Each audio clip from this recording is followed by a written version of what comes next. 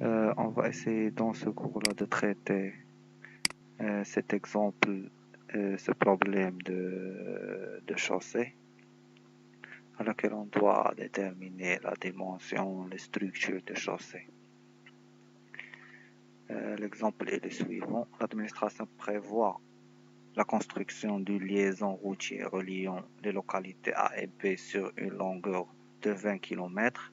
Cette liaison sera mise en service en 2020. Le tracé projeté suivant celui d'une piste existante, non revêtue, dont la largeur de chaussée est de 6 mètres. Les données du projet sont comme suit. Donc l'enquête est effectuée en 2017. Pour des besoins de projet, a permis de ressortir un TMGA de 1200 véhicules par jour composé de 50% de poids lourds, dont 30% ont un PTC supérieur à 8 tonnes et caractérisé par les mêmes silhouettes suivantes. On a 40% du trafic circule de A à B, donc on déduit de cette information qu'on a un double voie, un qui est occupé de 40% et l'autre de 60%. Le trafic progressif annuellement de 7%, donc 7% c'est le taux d'accroissement, et une durée de vie courte de 10 ans. Donc on a ici les données environnementales et géotechniques de notre zone et le sol rencontré.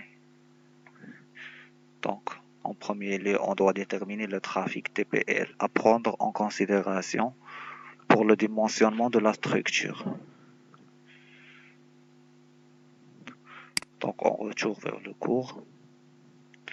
On doit tout d'abord, pour la détermination du TPL, on doit tout d'abord savoir ou bien valider les conditions.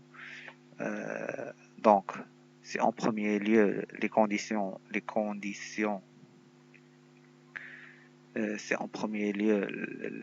conditions sont satisfaites, donc on n'a pas besoin de calculer le NPL, sinon on doit le calculer. Donc en premier lieu, on doit savoir ces conditions-là, qui sont la largeur du chaussée L, TPL1 inférieur ou égal à 4, TPL2 supérieur ou égal à 6, la structure, donc le taux d'accroissement doit être égal à 4%, ça ce sont des hypothèses. Le trafic global est supposé équilibré, donc dans un double voie, on doit satisfaire que 50% d'un voie et 50% pour l'autre voie. La durée de vie, on a une durée de vie courte. Mais les hypothèses ne sont pas satisfaites. Pourquoi? Parce qu'on a un taux d'accroissement qui n'est égal pas à 4%. On va essayer de clarifier les choses. Dans le taux d'accroissement, le taux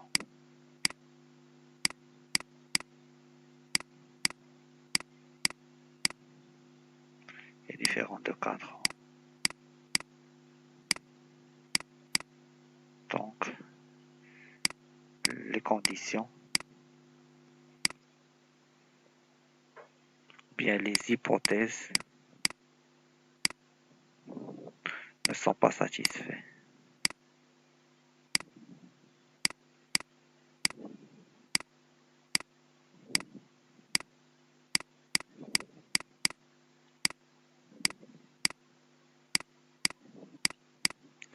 Et donc, si les conditions ne sont pas satisfaites, on doit passer par le calcul du trafic projet. Le trafic projet qui est égal à cette formule-là. NE égale à 1PL fois C1 fois C2 fois C3 fois C4 fois L4 fois CVC. On va essayer par suite de calculer tous les termes là. Donc, on commence par le calcul de notre NPL, le nombre du poids lourd.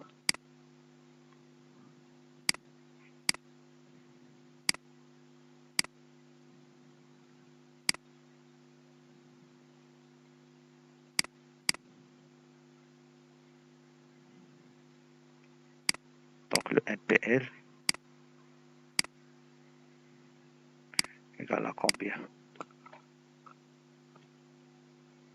Donc si on revient à l'énoncé, on a le NPL a permis de ressortir un TMG de 120, dont 50% de poids lourd, dont 30% en un PTC supérieur à 8 tonnes. Donc nous, on s'intéresse toujours au trafic dans le PTC supérieur à 8 tonnes, qui compose 120 fois 50% fois 30%. Donc c'est 120 fois 0,5 fois 0,3 qui est égal à combien? C'est 180 véhicules par jour. Donc c'est ça notre NPL.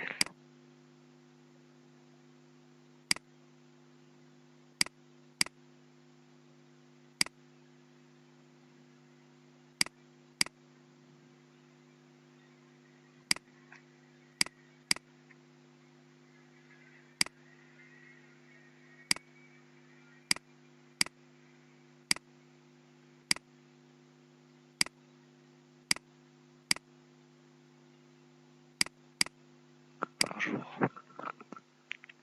Maintenant, on passe au calcul de C1.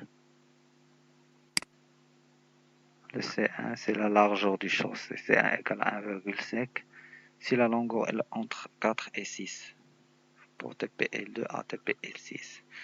Mais dans ce cas-là, on a la longueur, il est de 7 mètres, je pense.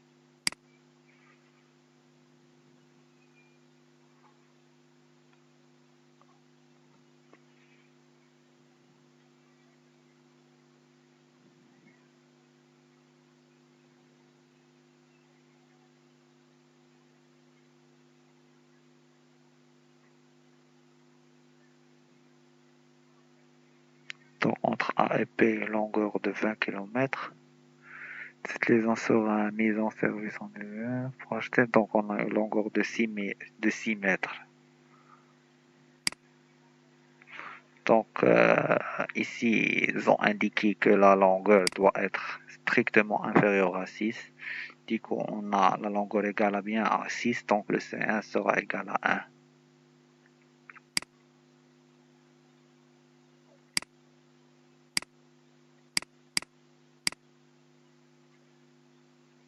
Donc, maintenant, pour le C2.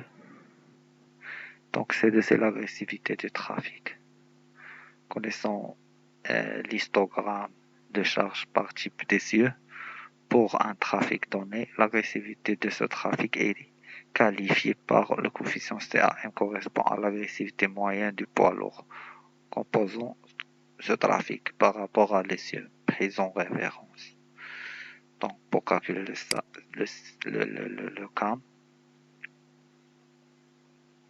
c'est cette formule-là.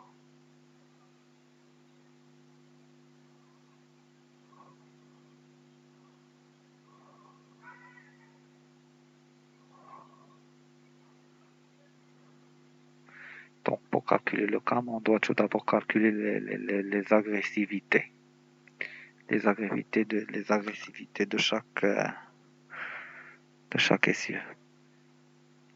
Donc, dans notre cas, on doit calculer l'agressivité du 5 tonnes, l'agressivité du 11 tonnes et l'agressivité des essieux de 13 tonnes.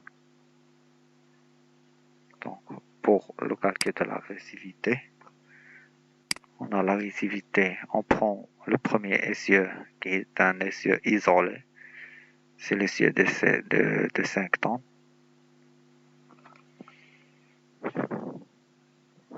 Donc A de 5 tonnes égale à,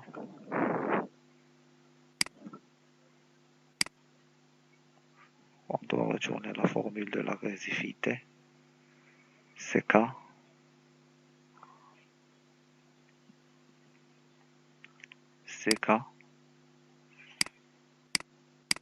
fois A fois 5 tonnes sur P0 qui est l'essieu de référence 13 tonnes à la puissance alpha. Donc les deux coefficients là, on peut les déterminer à partir du tableau suivant. Donc dans ce cas, on a une structure souple avec un essieu simple. Donc le coefficient K sera égal à 1 et alpha sera égal à 4. Donc ça qui est égal à 1 fois 5 sur 13 à la puissance 4. L'agressivité de 11 tonnes de même. On passe maintenant à l'agressivité de 11 tonnes de même qui est égal à la K qui est égal à 1. C'est 11 sur 13 à la puissance 4 fois 1. D'accord?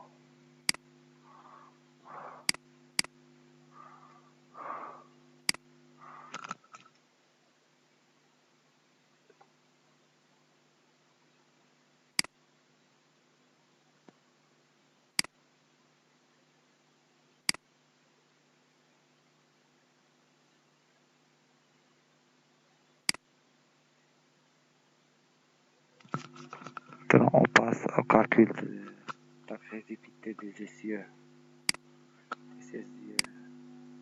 Donc, les essieux tandem, qui sont celles de 13 tonnes, on voit bien qu'ils sont de type tandem. Donc, A de 13 tonnes égale à 2 fois le coefficient K qui est égal à 0,75 et le alpha sera égal à bien 4. Donc c'est 2 fois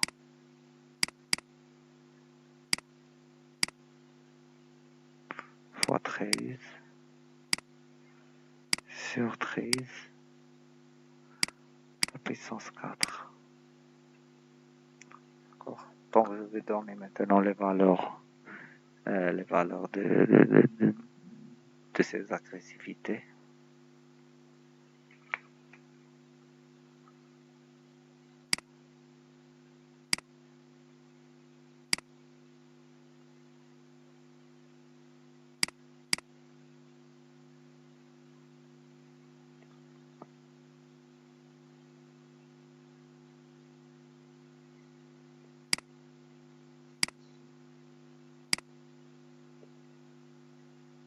Donc,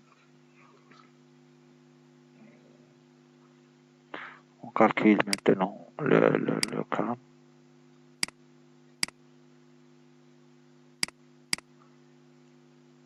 Qui est égal à la somme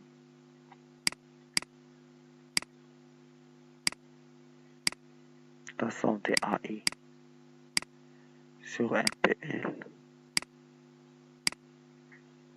Donc qui est égal à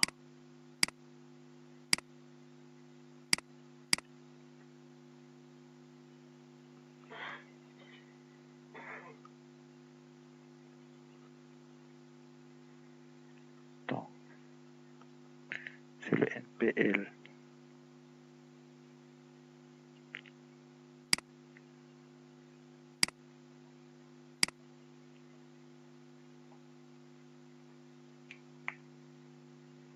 fois A de 13 tonnes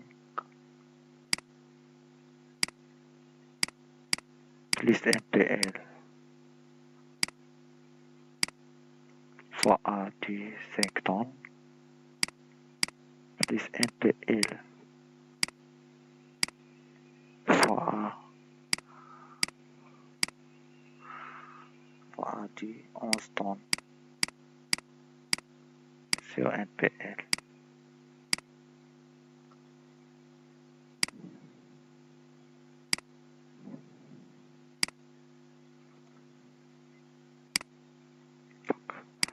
CAM sera égal à la somme des agressivités, donc qui est égal à 1,94 qui est égal à bien le C2.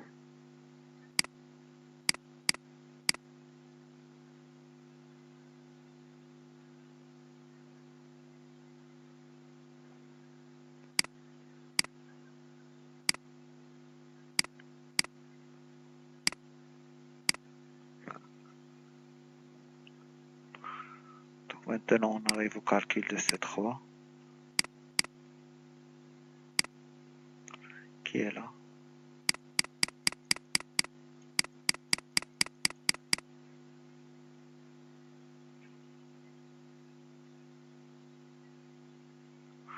Donc le C3 c'est 1 plus A à la puissance n, d'où n c'est la durée de vie et A c'est le taux d'accroissement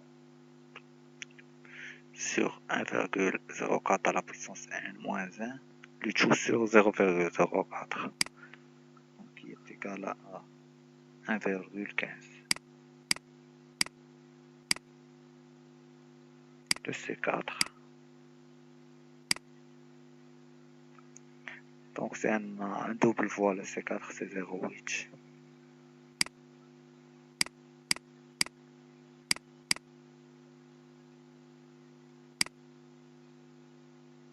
Donc le N4 c'est 365 fois 1,04 à la puissance n moins 1 sur 0,04.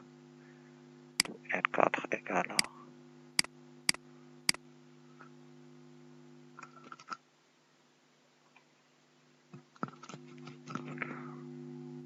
à 4300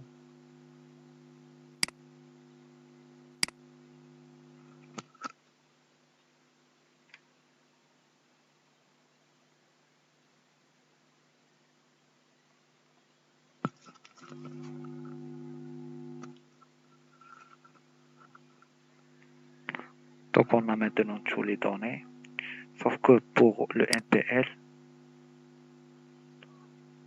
on doit l'actualiser avec la formule suivante. Pourquoi on doit l'actualiser? Parce que les calculs qui ont été faits en 2017, mais nous on cherche pour la mise en service en 2020 et l'enquête était effectuée en 2017. Donc, sa formule elle est très simple. Le NPL en 2021, c'est 180 de 1 plus 7% 0,07 à la puissance n. N qui est la différence entre 2017 et 2021. À la puissance 2022 moins 2017.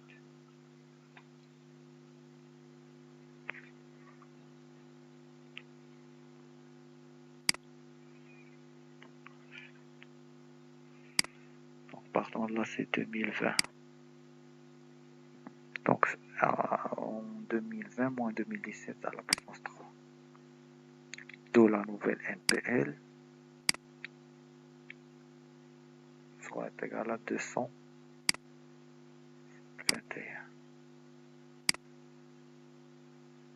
PL par jour.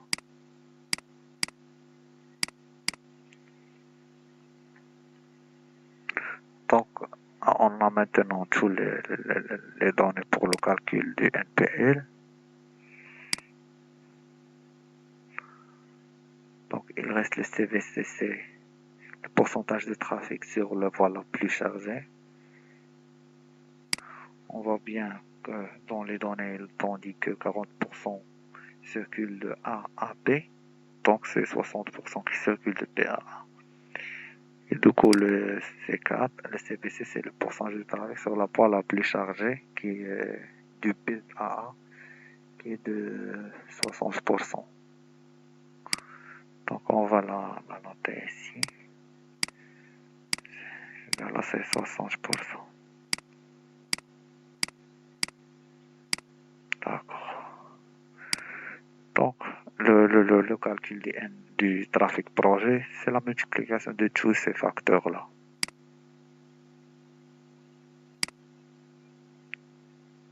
On trouve bien un trafic projet de NE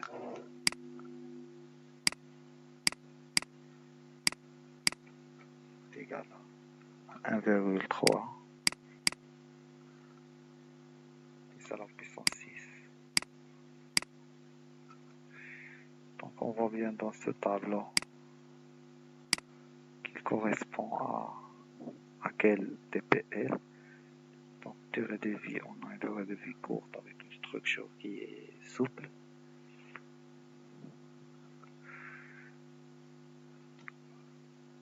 Donc c'est de l'ordre de 1 10 puissance 6. Donc c'est une TPL 6.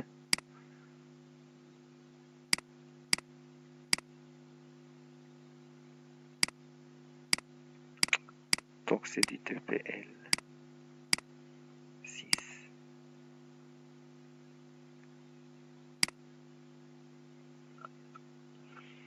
Donc c'est ça la première question.